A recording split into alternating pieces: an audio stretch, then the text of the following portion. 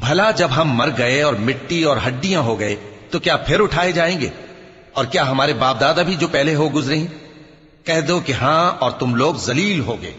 بس وہ تو ایک زور کی آواز ہوگی اور یہ اسی وقت دیکھنے لگیں گے اور کہیں گے ہائے کم بختی ہماری، یہی جزا کا دن ہے۔ کہا جائے گا کہ ہاں، وہی فیصلے کا دن جس کو تم جھوٹ سمجھتے تھے۔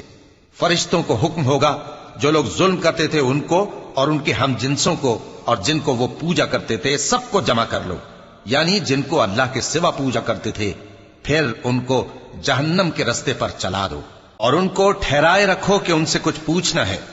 تم کو کیا ہوا کہ ایک دوسرے کی مدد نہیں کرتے؟ اصل بات یہ ہے کہ آج یہ لوگ اپنی غلطی تسلیم کر رہے ہیں اور وہ ایک دوسرے کی طرف رخ کر کے سوال و جواب کریں گے۔